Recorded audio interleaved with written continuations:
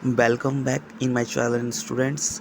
आज के इस वीडियो में हम लोग ये सीखने वाले हैं ट्रांसमिशन लाइन किस प्रकार से ट्रांसमिट हो करके हमारे घरों तक पहुंचता है। और सबसे पहले ट्रांसमिशन लाइन को बनाने के लिए हम लोग किस प्रकार से टावर को लगाते हैं, ठीक है, और उसको किस प्रकार से निर्माण किया जाता है उसको समझेंगे। पहला प्रकार हम लोग क्रेनों के द्वारा करते हैं, ठीक है। ट्रांसमिशन लाइन के टावर को बनाने के लिए हम लोग क्रेन के द्वारा, आप लोग देख रहे होंगे इमेज में कि किस प्रकार से क्रेनों के द्वारा हम लोग ट्रांसमिशन लाइन के टावर को बना रहे हैं। भारत में भी यही विधि अपनाई जाती है, पर कुछ कुछ ऐसे जगह है जहाँ पर हम लोग ये विधि के साथ साथ और एक विधि अपनाई जाती है जिसमें हम लोगों का बाई हेलीकॉप्टर हम लोग किसी भी ट्रांसमिशन लाइन के टावर को व्यवस्थित करते हैं। जहाँ पर भी हम लोग को व्यवस्थित करना होता है टावर को, वहाँ व्यवस्थित करते हैं। किसके द्वारा? तो बाई हेलीकॉप्टर के द्वारा। अब यहाँ पर हम लोग को ये समझना है कि हेलीकॉप्टर के द्वारा आसान हो जाता है हम लोग का काम, लेकिन इसमें खर्च कुछ ज़्यादा आता है। अब हम लोग अपने ट्रांसमिशन लाइन के टावर को व्यवस्थित कर चुके हैं। अब यहीं पे अब हम लोगों को ये समझना है कि भाई, जब मान लीजिए आपका दो टावर आप लोगों के पास हो, जैसे आप लोग बाई इमेज अभी देखो आप लोगों के पास दो टावर हो और उस दोनों टावर के बीच के दूरी को हम लोग स्पेन कहते हैं, और ऊपर से जितना हम लोगों का कंडक्टर नीचे की ओर झुका है उसको हम लोग सेक कहते हैं, ठीक है। अब बढ़ते हैं हम लोग आगे, जिसमें अर्थिंग वायर को समझेंगे। तो अर्थिंग वायर टावर के ऊपरी छोर पे लगाया जाता है ताकि जब कभी भी हम लोगों का थंडरिंग हो तो वो जो भी हम लोगों का वोल्टेज हो वो ऊपर से डायरेक्ट ग्राउंड कर दिया जाएगा, ठीक है। इसलिए हम लोग अर्थिंग वायर ऊपर में लगाते हैं, सबसे ऊपरी छोर पे लगाते हैं टावर के। अब यहाँ पे ये समझना है कि भाई अर्थिंग का वायर जो होता है वो किस प्रकार से हम लोग का बना हुआ होता है। ये अर्थिंग वायर दो कार्य करता है। एक, सबसे पहला कि एक सब स्टेशन से दूसरे सब स्टेशन में ईज़िली कम्युनिकेट कर सके, ठीक है। और दूसरा कि हम लोगों को ये प्रोटेक्शन प्रोवाइड करता है किससे? तो थंडरिंग से, ठीक है। अब आते हैं हम लोग अर्थ वायर। अर्थ वायर जो होता है वो OPGW का होता है। तो OPGW का फुल फॉर्म होता है optical ground wire. Optical ground wire में आप लोग बीच में देख रहे होंगे वो ऑप्टिकल फाइबर लगा हुआ है। ऑप्टिकल फाइबर का ये कार्य है कि एक सब स्टेशन से दूसरे सब स्टेशन में किस प्रकार से बात होता है, तो ये ऑप्टिकल फाइबर के थ्रू ही हम लोग बात कर सकते हैं, ठीक है। और इसमें दो फ़ायदा, एक तो बात हो रहा है और दूसरा हम लोगों का ये प्रोटेक्शन प्रोवाइड कर रहा है थंडरिंग से, ठीक। तो ये हम लोगों का वायर होता है ऑप्टिकल ग्राउंड वायर। जब हमारा वेदर ख़राब होता है तब वहाँ पर कुछ इफ़ेक्ट उत्पन्न होती है।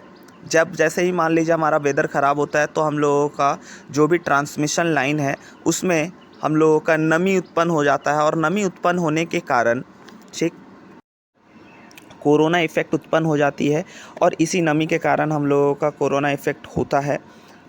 तो इससे बचाव के लिए हम लोग एक रिंग का यूज़ करते हैं, जो कि आप लोग को इमेज में दिख रहा होगा। इस रिंग को हम लोग एंटी कोरोना रिंग कहते हैं, और ये रिंग जो है जो भी हम लोग का कोरोना इफ़ेक्ट होता है वो आस-पास में इसका डिस्ट्रीब्यूट कर देता है, और इससे हम लोगों का जो तार जो होता है, जो वायर जो होता है, वो हमारा सेफ़ हो जाता है, यानी कि वो जल्दी ख़राब नहीं होता, उसमें जंग नहीं लगता है ये रिंग के कारण, ठीक है। अब हम लोग समझते हैं ट्रांसमिशन लाइन में जब हम लोग लाइन को ट्रांसमिट करते हैं तो अक्सर हम लोगों को बीच में एक मुड़ा हुआ एक तार दिखता है जिसे हम लोग जंपर वायर कहते हैं। तो जंपर वायर इसलिए भी यूज़ किया जाता है ताकि जो हम लोग का इतना लंबा जो भी हम लोग का तार है उसके लोड को कम किया जा सके, इसलिए भी हम लोग जंपर वायर का उपयोग करते हैं, ठीक है। अब जंपर वायर के द्वारा हम लोग एक टावर से दूसरे टावर तो हम लोग लाइन को ट्रांसमिट कर लिए, लेकिन ये ट्रांसमिट जो है जिस प्रकार से किया जाता है वो हम लोग जंपर वायर के साथ में यहाँ पर एक चीज़ और इंस्ट्रूमेंट का यूज़ किया जाता है। जब एक छोटे से तार को दूसरे छोर में जब जोड़ा जाता है तो वहाँ पर हाई वोल्टेज के कारण इसमें वाइब्रेशन बहुत ज़्यादा होता है। तो इस वाइब्रेशन को कम करने के लिए स्टॉक ब्रिज डंपर का यूज़ किया जाता है, जो कि आप लोग इमेज में देख रहे होंगे। ठीक है, इसी के द्वारा हम लोगों का तार जो जंपर वायर होता है वो इसके द्वारा इसमें कनेक्ट होता है। ठीक है ना। तो इस इंस्ट्रूमेंट या फिर इस इक्विपमेंट का नाम क्या है, तो स्टॉक ब्रिज डंपर। इसमें हम लोगों का वाइब्रेशन जो होता है इतना हाई वोल्टेज का वो कम होता है। ठीक। और ये जब ट्रांसमिशन लाइन किसी सब स्टेशन में जाती है तो उसके स्वागत के लिए एक बस बार खड़ा रहता है, जो कि आप लोग इमेज में देख रहे होंगे। ठीक है, तो बस बार का कार्य यह है कि जितने भी हाई वोल्टेज है वो आ करके इसमें जोड़े जाते हैं और इसी बस बार के द्वारा हम लोग अपने एरिया में जो भी हम लोग का लाइन होता है उसको डिस्ट्रीब्यूट किया जाता है इस बस बार के द्वारा। तो इस बस बार में हम लोग डायरेक्ट तार को लाकर नहीं जोड़ेंगे, इसमें कुछ इक्विपमेंट का यूज़ किया जाता है। ठीक है, जब इतना हाई वोल्टेज हम लोग किसी सब स्टेशन में लेकर के आते हैं तो उसे सबसे पहले सर्ज अरेस्टर में जोड़ा जाता है, क्योंकि जब कभी भी मान लीजिए हम लोगों का थंडरिंग होता है तो उस कंडीशन में हम लोग का बहुत ज़्यादा हाई वोल्टेज हो सकता है और उस हाई वोल्टेज के कारण हम लोगों का कि कोई भी सब स्टेशन उड़ सकता है। तो इसके कारण जब कभी भी हाई वोल्टेज आए तो सर्ज अरेस्टर हम लोगों का एक्स्ट्रा वोल्टेज को अरेस्ट कर लेता है, इसलिए हम लोग सर्ज अरेस्टर का यूज़ करते हैं बस बार से पहले। ठीक है, और इस ट्रांसमिशन लाइन के जब कभी भी हम लोग को करंट को मापना होता है तो आप लोग देख सकते होंगे इमेज में करंट ट्रांसफार्मर का यूज़ करते हैं और वोल्टेज मेजरमेंट करना हो तो उसे पोटेंशियल ट्रांसफार्मर के द्वारा मापा जाता है। ठीक है, इसे VT भी कहते हैं, वोल्टेज ट्रांसफार्मर भी कहते हैं। तो आई होप आप लोगों को ये वीडियो पसंद आया हो।